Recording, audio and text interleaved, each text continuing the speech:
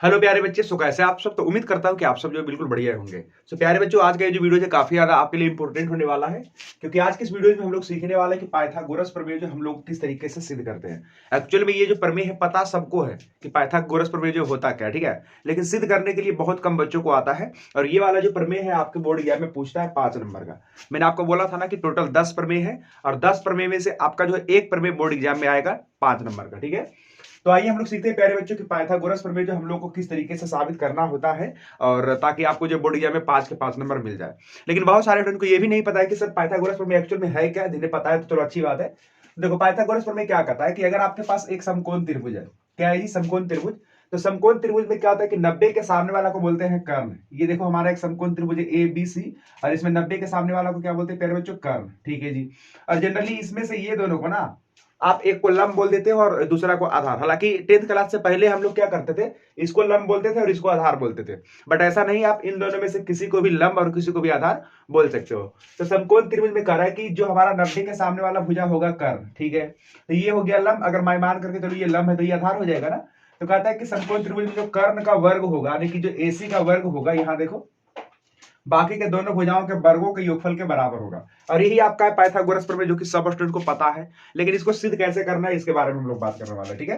तो देखो एक बार फिर से देख लो, कह रहा है किसी समकोण त्रिभुज में कर्ण का वर्ग अन्य दो भुजाओं के वर्गों के योग के बराबर होता है, और यही चीज आप लोग को सिद्ध करना होता है, ठीक है जी। और कई बार क्या होता है प्यारे बच्चों की ये जो चीज है ना, ये वाला जो मैंने यहाँ पे स्टेटमेंट लिखा है, ये वाला जो आपका बोर्ड एग्जाम में है ना, मतलब जो आपका पेपर आएगा, तो पेपर में कई बार लिखा हुआ नहीं रहता। आपको डायरेक्ट बोलता है कि एक काम करो, आप पाइथागोरस प्रमेय को सिद्ध करो, ठीक है, डायरेक्ट 5 नंबर का क्वेश्चन आएगा।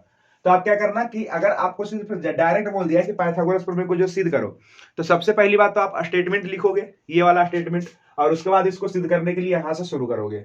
अगर यही वाला स्टेटमेंट लिख दिया है कि सिद्ध करें कि किसी समकोण त्रिभुज में कर्ण का वर्ग अन्य दो भुजाओं के वर्गों के योग के बराबर होता है, तो और अच्छी बात है, ये तो आपका स्टेटमेंट ही है। अब आपको वहां पे समझना पड़ेगा कि अच्छा ये तो हमारा पाइथागोरस प्रमेय ही है, और इसको आपको कैसे साबित करना है आप सीख ही रहे हो, ठीक है। तो आइए, तो यहाँ पे हम लोग क्या करेंगे कि वो बोला कि किसी समकोण त्रिभुज में कर्ण का स्क्वायर, यानी वर्ग मतलब क्या होता है स्क्वायर, अन्य भुजाओं के वर्गों के योग के बराबर होता है, ऐसा ही सिद्ध करना है ना। तो सबसे पहले हम लोग क्या करेंगे कि यहाँ पे एक ट्रायंगल मान लेंगे।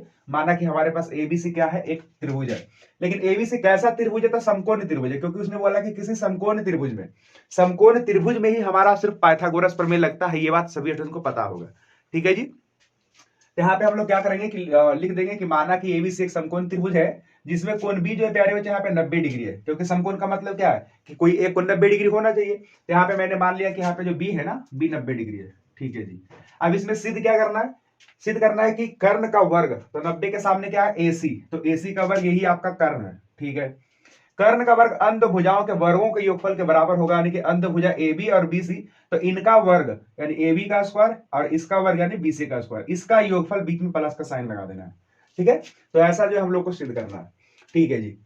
तो देखो ये चीज हम लोगों को लाना है, ध्यान रहे, काफी ज्यादा इंपॉर्टेंट है, ठीक है। अब कैसे लाना है इसमें हम लोग विचार करते हैं। देखो यहाँ पे ना एसी का स्क्वायर है, तो अगर मैं जनरली चाहूं तो इसको ऐसे लिख सकता हूं, ए सी इंटू ए सी, ओके। और इस साइड देखो ए बी स्क्वायर है, ठीक है, और प्लस में बी सी स्क्वायर है। तो ध्यान रहे हम लोग को ना इधर एलएचएस के साइड में एसी गुने एसी लाना है।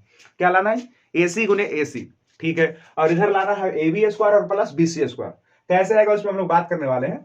लेकिन आपको थोड़ा सा यहाँ पे एक चीज याद रखना पड़ेगा कि पाइथागोरस प्रमेय को साबित करने के लिए आपको क्या करना पड़ेगा, थोड़ा सा रचना करना पड़ेगा, ठीक है। तो मैं आपको बता देता हूँ कि रचना आपको क्या करना है, और ये चीज आपको याद रखना पड़ेगा, नहीं तो क्वेश्चन आपसे बनेगा नहीं। वैसे भी आपको पता है कि किसी भी क्वेश्चन को करने के लिए कुछ ना कुछ थोड़ा बहुत लॉजिक तो याद करना ही पड़ता है, ठीक है। तो इसी तरीके से इसको सिद्ध करने के लिए आपको थोड़ा सा यहाँ पे जो रचना है ना उसको याद कर लेना। रचना हम लोग क्या करते हैं प्यारे बच्चों, ये जो आप देख रहे हो ना कोण बी यहाँ पे 90 डिग्री है, तो सामने वाला कर्ण पे हम लोग एक लंब खींच देते हैं इस तरीके से, ठीक है। मैं मान लेता हूं कि यहाँ पे कोई लंब है डी, ठीक है, और आपको लिख देना है कि बी डी लंब ए सी खींचा, यानी कि बी डी हमने जो है एसी पर एक लंब ले लिया है, ठीक है जी। इस प्रकार से हमारे पास कितने त्रिभुज हो गए, तो टोटल अगर आप इसमें ध्यान से देखोगे तो 3 त्रिभुज है। कौन कौन सा, एक तो ये छोटा वाला हो गया, और ये एक छोटा वाला हो गया, और एक बड़ा वाला जो हमारा पहले से था, ठीक है। तो हमारे पास 3 त्रिभुज हो गए हैं, और समरूपता आपको पढ़ा हुआ है, छठा चैप्टर में पढ़े हो ना समरूप किसको बोलते हैं। तो समरूप का यहाँ पे हम लोग प्रयोग करेंगे एकदम काफी अच्छे तरीके से, उसके बाद आपका क्वेश्चन सॉल्व हो जाएगा। तो यहाँ पे मैं लिख देता हूँ सबसे पहली बात प्रमाण, क्योंकि आपको पता है रचना के बाद क्या लिखना होता है, प्रमाण लिखना होता है। देखो हमको चाहिए ए बी का स्क्वायर और बी सी का स्क्वायर और साथ ही साथ ए सी का स्क्वायर। तो यानी कि यहाँ पे भुजा का स्क्वायर चाहिए, तो हम दो त्रिभुज को सबसे पहली बात यहाँ पे समरूप करेंगे। जैसे देखो ये वाला त्रिभुज का नाम क्या है, छोटा वाला त्रिभुज का नाम BDC, और बड़ा वाला त्रिभुज का नाम क्या है, ABC। तो ध्यान से देखना, ये BDC और ABC, ये छोटा वाला त्रिभुज हुआ ना, यस, और एक बड़ा वाला त्रिभुज, इसको और एक बड़ा वाला त्रिभुज को हम लोग करने वाले हैं समरूप। अब समरूप के कितने कसौटियां हैं ये चीज आपको पता है, 4 तरीका है समरूप करने के लिए। तो यहाँ पे जो सबसे सिंपल वाला तरीका है वो लगने वाला है AA समरूपता। ठीक है जी। तो सबसे पहली बात यहाँ पे मैं दोनों त्रिभुज का नाम लिख देता हूं। इस त्रिभुज का नाम है BCD, इस त्रिभुज का नाम क्या है, त्रिभुज BCD।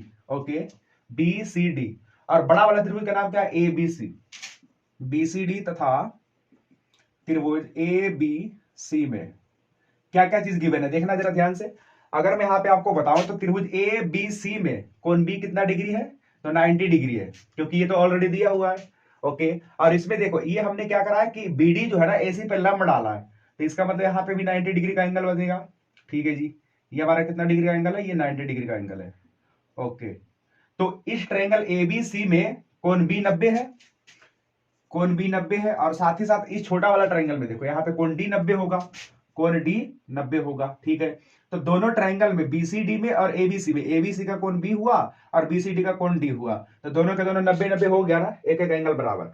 और साथ ही साथ अगर आप यहाँ पे ध्यान से देख रहे होंगे तो इस त्रिभुज BCD का कोण C और ABC का भी कोण C दोनों का कॉमन है ना, दोनों का ये जो एंगल है क्या है, उभयनिष्ठ है। ठीक है, तो यहाँ पे हम लिख सकते हैं कोण C और बराबर कोण C, और इसको हम लोग क्या बोलते हैं, कॉमन एंगल, यानी कि हिंदी में अगर बात करें तो उभयनिष्ठ कोण, उभयनिष्ठ कोण। ठीक है जी। तो अब हम लोग क्या देख रहे हैं कि इन दोनों त्रिभुज में दो एंगल बराबर है, इसीलिए दोनों त्रिभुज क्या होगा, समरूप होगा। कौन से नियम से, AA समरूपता से। लेकिन ध्यान रहे त्रिभुज का जो नाम अब आप लिखोगे ना वो आपको अच्छे तरीके से लिखना है। तो ध्यान से देखिए, अगर मैं सबसे पहले ABC त्रिभुज का नाम लिख देता हूं, ABC, यहां से मैं लिख देता हूं कि इसलिए अब हमारा त्रिभुज समरूप होने जा रहा है, तो त्रिभुज ABC और समरूप। तो यहां पे आपको क्या ध्यान रखना है कि ए वाला एंगल ना किसके बराबर होगा, उसके परस्पेक्टिव में आपको लिखना है। ठीक है, मतलब उसके सापेक्षिक में आपको लिखना है, और बी वाला एंगल जिसके बराबर होगा उसके रिलेटेड में लिखना है, सी वाला जिसके बराबर होगा उसके रिलेटेड में लिखना है। ठीक है, अगर ऐसा आप नहीं करोगे तो क्वेश्चन जो है, क्वेश्चन का आंसर है ना आपको नहीं मिलेगा, गलत तरीके से आप बना के आ जाओगे।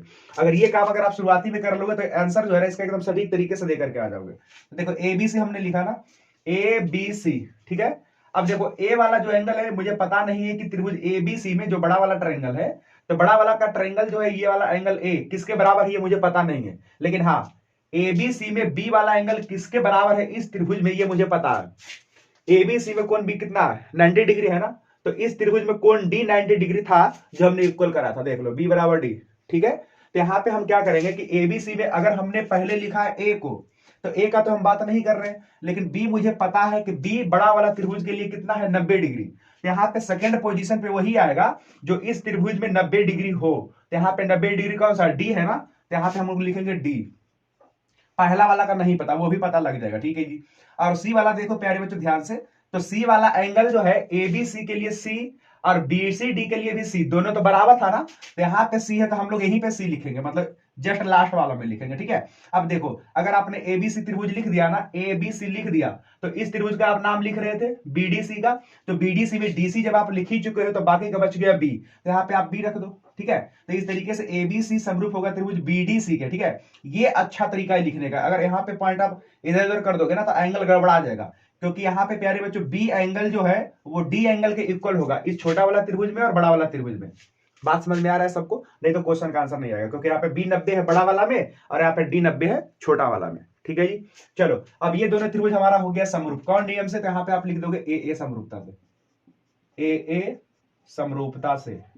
ठीक है जी, अब जब समरूप होता है त्रिभुज तो आपको पता है, खेल ने बोला था कि संगत भुजाएं समानुपाती होती है। जब दो त्रिभुज समरूप होते तो क्या होता है प्यारे बच्चों, संगत भुजाएं समानुपाती होती है। कहने का मतलब मैं आपको एक एग्जांपल से समझाता हूं, क्योंकि बच्चों को समझ में आता नहीं है। जैसे मान करके चलिए कि हमारे पास ना एक त्रिभुज है ABC और दूसरा त्रिभुज है DEF।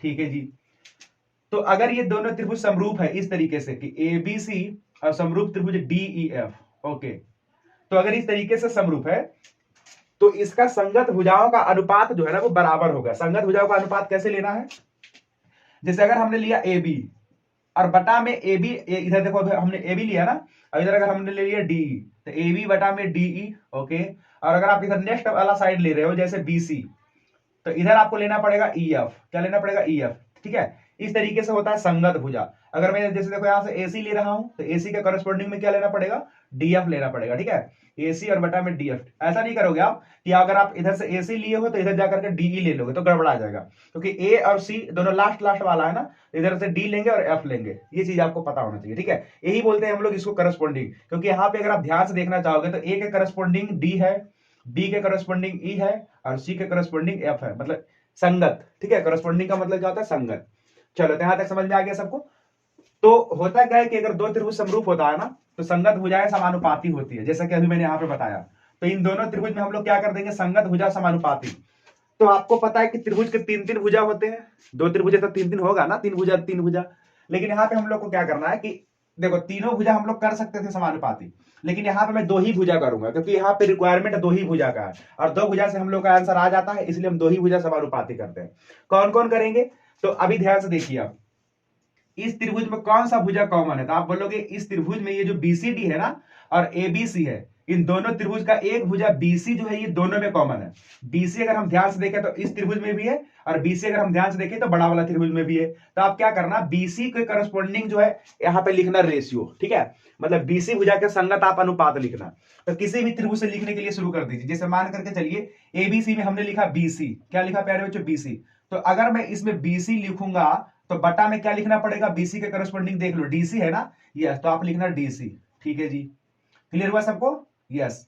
अब देखो, अब मुझे चाहिए क्या? तो मुझे चाहिए बीसी का स्क्वायर। क्या चाहिए? बीसी का स्क्वायर। तो सोचो बीसी का स्क्वायर कैसे आएगा? अगर मैं बटा में बीसी लिख दूंगा, मतलब मैं लिख नहीं रहा हूं बट अगर मैं लिख दूंगा तो बीसी इंटू बीसी मल्टीप्लाई होकर के बीसी स्क्वायर हो जाएगा ना। तो मुझे क्या चाहिए कि नीचे में बीसी हो जाए। एक बात आप ध्यान से समझ लेना, यहाँ पे हमने बीसी लिखा है इस त्रिभुज को देख करके, इस त्रिभुज को देख करके पहले लिखा था बीसी, और इसमें हमने देखा तो अच्छा इसके बीसी के करस्पॉन्डिंग डीसी है, इसलिए हमने डीसी लगा दिया। लेकिन अगर आप पहले ही नीचे में बीसी लिख रहे हो तो बीसी तो नीचे दूसरा वाला त्रिभुज का आता है ना, नीचे में आप दूसरा त्रिभुज का साइड लिख रहे हो। तो अगर आपने पहले बीसी लिख दिया तो यानी कि इस त्रिभुज का ये वाला आपने लिख दिया साइड बीसी। तो अगर आपने ये वाला लिख दिया तो इसमें कौन सा लिखना पड़ेगा? एसी लिखना पड़ेगा। ठीक है, कौन सा लिखना पड़ेगा? एसी। ठीक है, तो यहां पे मैं लिख देता हूं एसी। ठीक है जी। अब इसको क्या करेंगे प्यारे बच्चों? क्रॉस मल्टीप्लाई कर लेंगे। क्रॉस मल्टीप्लाई करेंगे तो कितना आएगा? देखो तो जरा, बीसी में से बीसी गुना करेंगे तो बीसी का स्क्वायर हो जाएगा। ओके, और एसी में से डीसी गुना करेंगे तो एसी और गुने डीसी। और आई गेस यहां तक सारे स्टूडेंट को क्लियर हुआ होगा। और यहां से मैं कर देता हूं समीकरण नंबर फर्स्ट।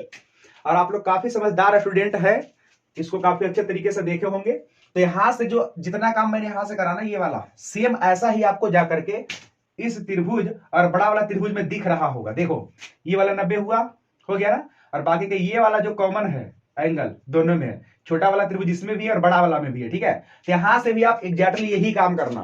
ठीक है, चलो मैं आपको कर करके दिखा देता हूं। तो यहां से आप लिखोगे इस त्रिभुज का नाम ए बी डी, त्रिभुज ए बी डी, और तथा बड़ा वाला त्रिभुज का नाम क्या है? ए बी सी में, तथा त्रिभुज ए बी सी में। ओके, अब देखो बहुत ध्यान से, छोटा वाला त्रिभुज का कोण ए, छोटा वाला त्रिभुज का कोण ए और बड़ा वाला में भी ए, ये दोनों क्या है? उभयनिष्ठ है। तो इसको मैं लिख देता हूं उभयनिष्ठ। ओके, और उसके बाद अगर हम बात करें तो बड़ा वाला त्रिभुज का कोण बी और छोटा वाला त्रिभुज का कोण डी, ये दोनों उभयनिष्ठ हो गया। सॉरी एवनिष्ठ नहीं जी, यहाँ पर 90 डिग्री है ना, तो कोण बी और बराबर कोण डी बराबर कितना? 90 डिग्री। इसलिए त्रिभुज सबसे पहली बात मैं बड़ा त्रिभुज का नाम लिख देता हूं एबीसी। समरूप में आपको ध्यान रखना है, ठीक है, अच्छे तरीके से लिखना है, नहीं तो आंसर नहीं आएगा। तो एबीसी किसके समरूप होगा, ये अब हम लोग को लिखना पड़ेगा। एबीसी किसके समरूप होगा, ये हम लोग को अच्छे तरीके से लिखना पड़ेगा। एबीसी अगर हमने लिखा ए बी सी, तो पहले तो हमने उस वाले एंगल को लिख दिया जो कॉमन था, तो इस वाले में भी ए ही होगा ना। छोटा वाला देखो, बड़ा वाला के लिए अगर ए हमने लिखा है तो ए वाला इसमें भी कॉमन है, तो इसमें मैं क्या लिखूंगा? ए ही लिखूंगा। तो यहां से तो मैं लिख देता हूं ए। ठीक है, अब उसके बाद हमने लिखा है बी, मतलब एबीसी का वो वाला एंगल हमने लिखा है जो 90 डिग्री है, तो इस वाले त्रिभुज का भी आप वही वाला एंगल लिखोगे जो 90 डिग्री है। यस, तो यहाँ पे हमने ए लिखा और उसके बाद यहाँ पे 90 डिग्री का डी है ना, तो आप डी को लिख दो, तो आप लिखोगे डी। ठीक है, यहाँ पे दिख रहा है नहीं, मैं देख लेता हूँ पहले थोड़ा सा। चलो दिख रहा है, थोड़ा सा ऊपर कर दूंगा। ठीक है, ए के बाद बी और उसके बाद ए के बाद डी। ठीक है जी, और बाकी के क्या बच गया देख लो, ए के बाद डी हो गया तो बाकी के बी बचा ना, तो बी लिख दो छोटा वाला त्रिभुज के लिए। हो गया, कौन समरूपता से? तो आप बोलोगे ए ए समरूपता से, ए ए समरूपता से। ठीक है जी, अब इसमें भी क्या होगा, संगत भुजा समानुपाती होगा। तो अब आप इस त्रिभुज में और बड़ा वाला त्रिभुज में जा करके देखो कि कौन सा भुजा उभयनिष्ठ है। तो आप बोलोगे कि सर यहाँ पे ना ए बी भुजा उभयनिष्ठ है। कौन सा, ए बी, ये देख लो, ठीक है। ए बी भुजा इसमें भी है और ए बी भुजा बड़ा वाला ट्रायंगल में भी है, ठीक है। तो मैं क्या करूंगा कि ए बी को यहाँ जरूर से लूंगा ताकि ए बी स्क्वायर बने, मुझे चाहिए ना ए बी स्क्वायर, इसलिए मैं ए बी को जरूर लूंगा। तो अगर मैं बड़ा वाला त्रिभुज ए बी सी से ए बी सेलेक्ट कर रहा हूं, ए बी क्या कर रहा हूं, ए बी, ओके। तो बटा में क्या लिखना पड़ेगा प्यारे बच्चे, यहां से लिखना पड़ेगा एडी, ठीक है जी। तो बटा में मैं लिख देता हूं एडी और बराबर। अब मैं चाह रहा हूं कि इसके बटा में ना फिर से ए बी आ जाए, तभी तो ए बी स्क्वायर होगा ना। तो अगर मैं फिर से इसमें जाकर के ए बी पहले ही सेलेक्ट कर चुका हूं, तो ए बी के बदले इधर आकर के क्या लेना पड़ेगा, ए बी के बदले लेना पड़ेगा ए सी, ठीक है जी। तो अब ऊपर में मैं लिख देता हूं ए सी। अब इसको क्रॉस मल्टीप्लाई कर लेते हैं, तो देख लो क्या हो जाएगा। अगर मैं इसको क्रॉस मल्टीप्लाई करूंगा तो हो जाएगा ए बी का स्क्वायर और बराबर में एडी गुने एसी, एडी और गुने एसी, ठीक है जी। इसको बना दीजिए आप समीकरण नंबर सेकेंड। इधर दिख रहा है ना सबको, 8 दिख रहा होगा क्योंकि यहां तक तो दिख रहा है, तो यहां पे भी दिख रहा होगा, ओके। अब समीकरण नंबर फर्स्ट और सेकेंड को आप ऐड कर लीजिए, जोड़ लीजिए, ठीक है। फर्स्ट प्लस सेकेंड से, तो फर्स्ट प्लस सेकेंड को अगर आप जोड़ोगे तो देखो इधर क्या है, ए बी स्क्वायर, इधर बी सी स्क्वायर। तो आप लोग लिखोगे ए बी स्क्वायर और प्लस में बी सी स्क्वायर और इक्वल देखो ए सी गुने डी सी, ए सी और गुने डी सी, ओके। और बीच में प्लस का साइन लगाओगे क्योंकि एलएचएस प्लस आरएचएस, एलएचएस में एलएचएस को जोड़ लो और आरएचएस में आरएचएस को जोड़ लो। तो एसी गुने डीसी हमने लिख दिया और इधर लिखना पड़ेगा एडी गुने एसी, एडी और गुने एसी, ओके। और यहाँ पे क्या आपको एसी कॉमन दिख रहेगा, यस। तो एसी से कॉमन कर लो, एसी से अगर आप कॉमन करोगे तो यहाँ बचेगा प्यारे बच्चों डीसी और यहाँ पे बचेगा एडी, ओके। और फिगर में जरा ध्यान से देखना एक बारी, एसी तो ये वाला हो गया और डीसी और एडी को अगर मैं ऐड कर दूंगा, ये रहा डीसी और ये रहा एडी। तो अगर मैं इन दोनों को ऐड करूंगा तो देखो तो टोटली एडी एसी में बोल सकता हूं क्या, देखो डीसी और एडी को जोड़ो, ये हो गया एडी और ये हो गया डीसी। तो इतना प्लस इतना मैं करूंगा तो इतना मिल जाएगा ना, यस। तो इसके बदले में लिख रहा हूं एसी, ठीक है जी। ये हो गया प्यारे बच्चों ए बी का स्क्वायर और ये हो गया बीसी का स्क्वायर और एसी में एसी अगर मैं 2 बार गुना कर दूंगा तो क्या हो जाएगा, एसी का स्क्वायर। और क्या यही चीज लाना था क्या, तो आप बोलोगे यस यही चीज लाना था ना। ये देखो क्या ए सी स्क्वायर बराबर A B square plus B C square, A C square बराबर A B square plus B C square, ठीक है। तो काफी अच्छा क्वेश्चन है, अगर आप इसको इस तरीके से बना करके आओगे तो आपको 100% 5 का 5 नंबर मिल जाएगा, ठीक है जी। तो चलो जिन स्टूडेंट को समझ में आ गया है जल्दी से फटाक से इस वीडियो को लाइक कर देना और अपने दोस्तों के साथ भी जो वीडियोस को शेयर कर देना, ठीक है। तो चलिए उम्मीद करता हूं कि आपको काफी अच्छे तरीके से समझ में आया होगा। तो ठीक है, अभी फिलहाल जो है हम लोग का अभी कम से कम 6-7 प्रमेय और है, ठीक है। तो मैं आपको बारी बारी से बता दूंगा, सो डोंट वरी। तो चलिए प्यारे बच्चों, मैं मिलता हूं आपको नेक्स्ट वाले क्लास में, तब तक के लिए see you, have a good day, bye bye.